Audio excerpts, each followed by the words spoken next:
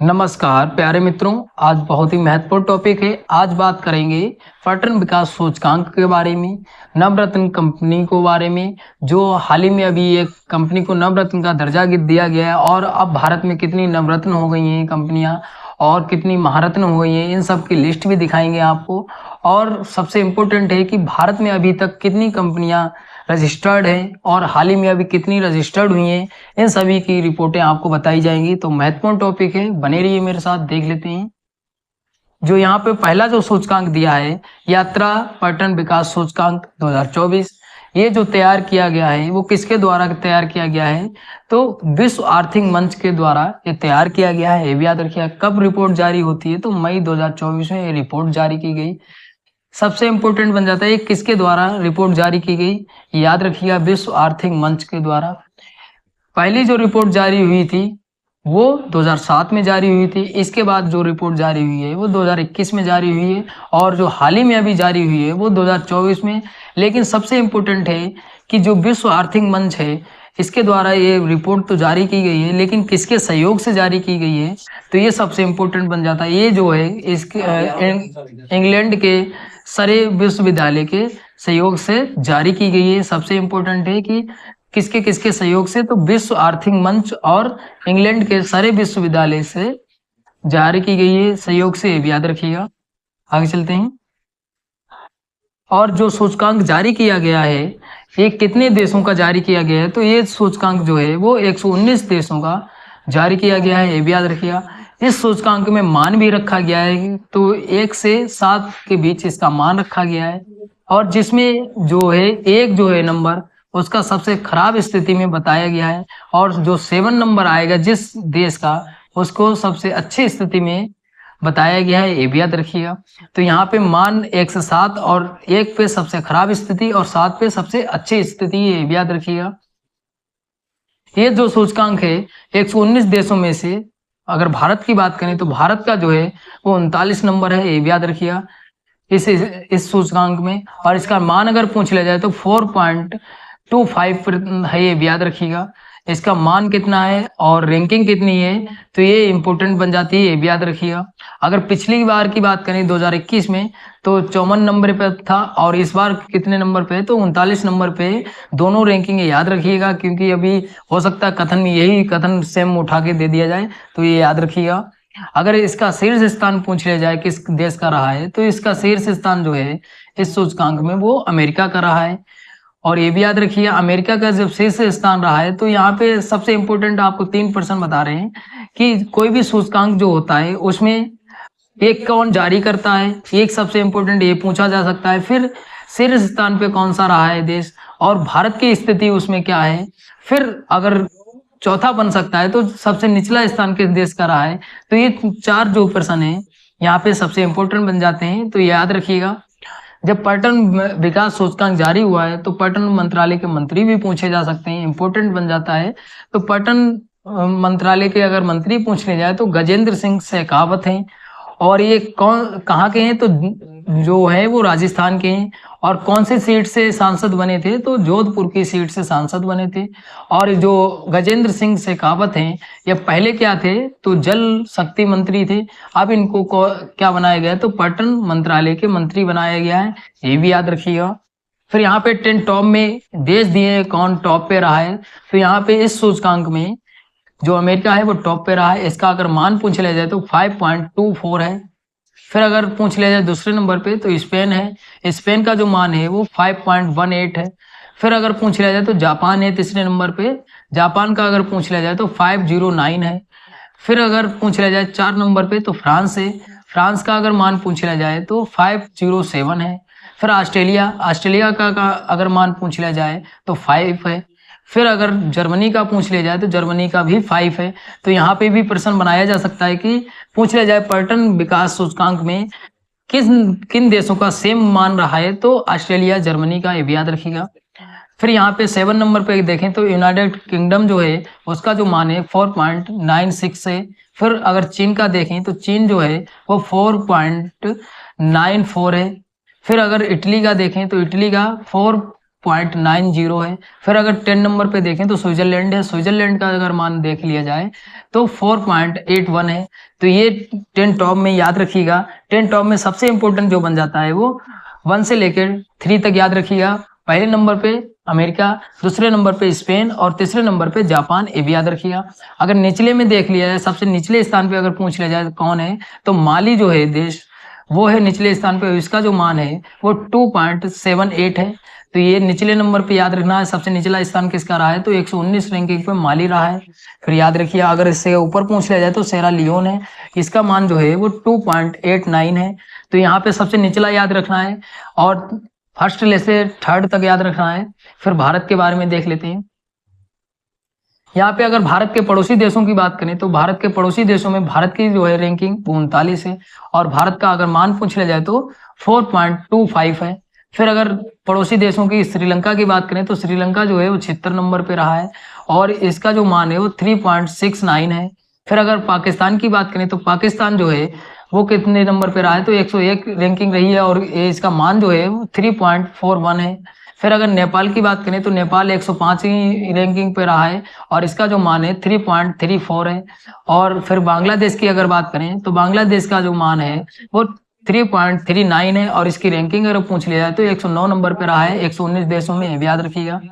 और ये कुछ अन्य जो राष्ट्र माने जाते हैं, प्रमुख राष्ट्र माने जाते हैं, तो इसमें पुर्तगाल है, पुर्तगाल 12वीं रैंकिंग मिली है, इसका ये मान लिखा है। फिर सिंगापुर 13वीं रैंकिंग मिली है। फिर संयुक्त अरब अमीरात है, अमीरात को 18वीं रैंकिंग मिली है। फिर न्यूजीलैंड 25 और सऊदी अरब की आपको याद रखना है 41 रैंक पे रहा है। फिर इजराइल का भी चर्चित रहा है तो इजराइल की रैंकिंग पूछी जा सकती है, तो 48 नंबर पे रहा है। फिर दक्षिण अफ्रीका तो ये 55 नंबर पे रहा है और मॉरिशस जो है वो 57 नंबर पे रहा है। मॉरिशस की भी याद रखनी है क्योंकि मॉरिशस की राष्ट्रपति ने यात्रा की थी, तो ये भी इंपॉर्टेंट बन जाता है। जहां जहां के जो चर्चित देश हैं उनकी रैंकिंग जरूर याद रखना है और यहाँ पे उनके मान दिए हैं, तो हालांकि मान इतना इंपॉर्टेंट नहीं है लेकिन ये रैंकिंग जरूर याद रखिएगा। आपको भारत के पड़ोसी देशों की याद रखनी है, टॉप पे याद रखनी है, तो ये सूचकांक इंपॉर्टेंट बन जाता है। आगे चलते हैं। फिर अगली जो रिपोर्ट दी है, जो भारत में 23-24 में जो कंपनियां नई रजिस्टर्ड हुई हैं उनके बारे में किसने रिपोर्ट जारी की है, तो कंपनी मामलों के मंत्रालय द्वारा ये रिपोर्ट जारी की गई है। और ये कौन से वर्ष की जारी की गई है, तो वर्ष 2023-24 की रिपोर्ट है। और ये जो है कंपनियां कितनी रजिस्टर्ड की गई हैं 23-24 में, तो 1,50,312 जो कंपनियां हैं वो रजिस्टर्ड की गई। किसके द्वारा रजिस्टर्ड की गई ये भी याद रखिएगा। अगर इसकी तुलना में देखा जाए वर्ष 2022-23 की तुलना में, तो इस बार जो है वो 15% जो कंपनियां हैं वो अधिक रजिस्टर्ड की गई। ये परसेंटेज जरूर याद रखिएगा। अगर 22-23 में कंपनियों की संख्या देख लें तो 22-23 में जो कंपनियां रजिस्टर्ड की गई थी वो 1,59,295 रजिस्टर्ड की गई थी और इस बार जो है वो 1,50,312 रजिस्टर्ड की गई हैं। 2022-23 की तुलना में इस बार 23-24 में 15% जो कंपनियां हैं वो अधिक रजिस्टर्ड की गई हैं। ये परसेंटेज पूछी जा सकती है, यही कथन उठा के दे दिया जाएगा, तो याद रखिएगा। मंत्रालय ने जो कंपनियां रजिस्टर्ड की हैं उसकी कैटेगरी भी बताइए। जो 23-24 में जो कंपनियां रजिस्टर्ड हुई हैं उनकी संख्या, जो सीमित दायित्व वाली जो साझेदारी कंपनियां हैं उनकी संख्या जो है वो कितनी है, तो 58,990 है, ये भी याद रखिएगा। ये साझेदारी, ये सीमित दायित्व वाली साझेदारी भी पूछी जा सकती है, तो यहाँ पे ये दे दिया जाएगा और संख्या पूछ ली जाएगी, तो याद रखिएगा 58,990। जो पिछली बार अगर 22-23 की देखें तो पिछली बार जो 22-23 में संख्या थी वो 36,249 थी, इस बार जो है वो 58,990 है, ये भी याद रखिएगा। आगे चलते हैं। अगर वर्ष 2023-24 में देखें सबसे अधिक जो कंपनियां रजिस्टर्ड हुई हैं वो कहाँ पे रजिस्टर्ड हुई हैं, तो सबसे अधिक जो हैं वो महाराष्ट्र में रजिस्टर्ड हुई हैं। फिर दूसरे नंबर पे उत्तर प्रदेश में रजिस्टर्ड की गई हैं। फिर तीसरे नंबर पे दिल्ली में। तो यहाँ पे यही कथन दे दिया जाएगा, पूछ लिया जाएगा कि सबसे 23-24 में सबसे अधिक जो कंपनियां रजिस्टर्ड की गई वो महाराष्ट्र, उत्तर प्रदेश, दिल्ली में रजिस्टर्ड की गई हैं। फिर दूसरा कथन बना दिया जाएगा कि ये कंपनियां कंपनी मामलों के मंत्रालय द्वारा रजिस्टर्ड की जाती हैं। इस तरीके से कथन बनाए जा सकते हैं, तो ये कथन वाइज, ये सीक्वेंस वाइज लिखा है, तो ये याद रखिएगा।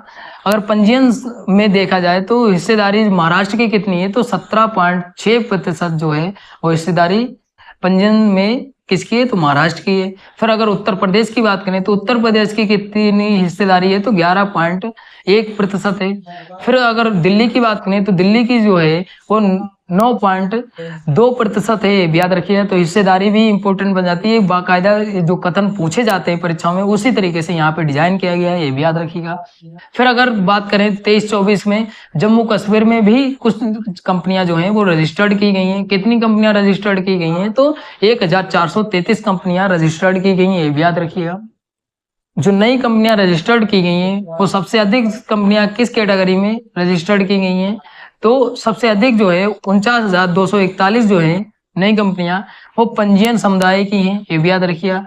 और फिर कौन कौन सी हैं, निजी सामाजिक सेवा के लिए रजिस्टर्ड की गई हैं, ये भी याद रखिएगा। तो कैटेगरी भी याद रखिएगा और किसके लिए पंजीयन किया गया है, तो ये सब चीजें इंपॉर्टेंट बन जाती हैं। आगे चलते हैं।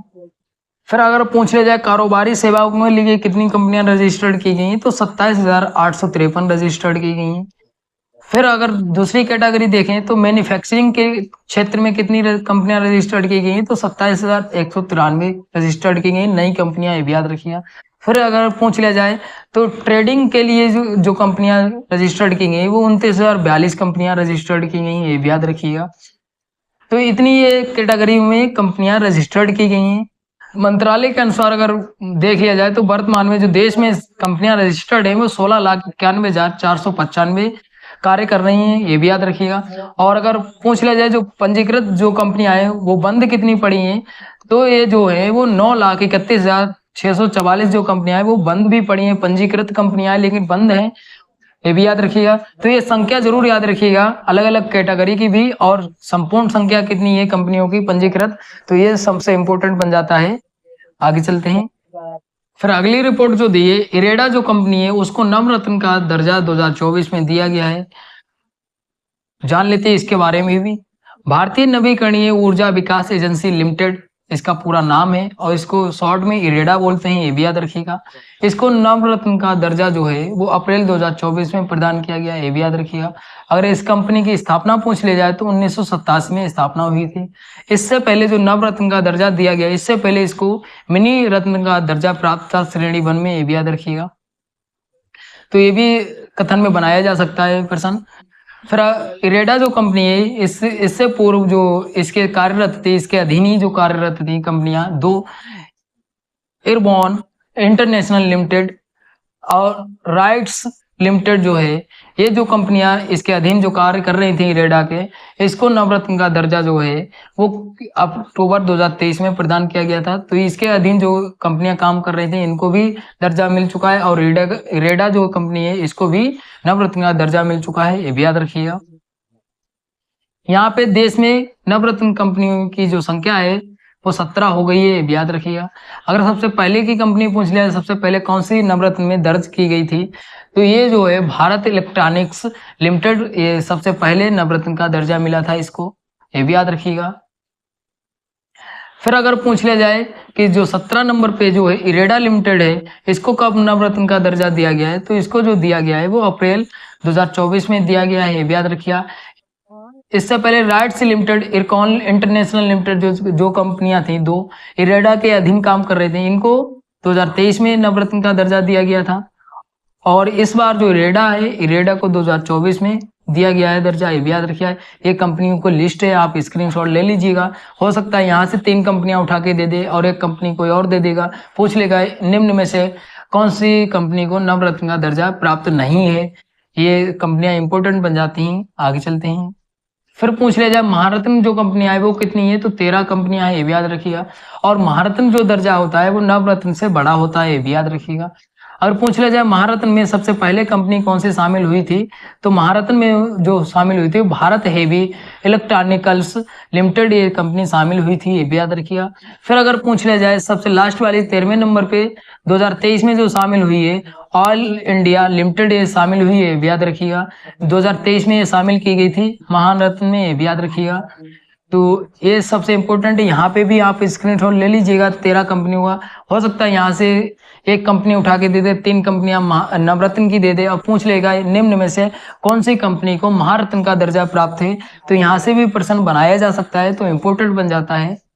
तो ये महारत्न कंपनियों के बारे में, नवरत्न कंपनी के बारे में, पैटर्न विकास सूचकांक के बारे में और नई कंपनियां कितनी रजिस्टर्ड हैं, इन सभी के बारे में विस्तार से मैंने बताया है। हमारे हिसाब से यहाँ से अगर इन टॉपिकों से कोई प्रश्न पूछा जाता है तो यहाँ से बच के नहीं जाएगा। अगर आपका कोई डाउट बचता है तो आप कमेंट करिएगा, और अगर आपको लगे कि परीक्षा के लिए उपयोगी है तो शेयर जरूर करिएगा। धन्यवाद।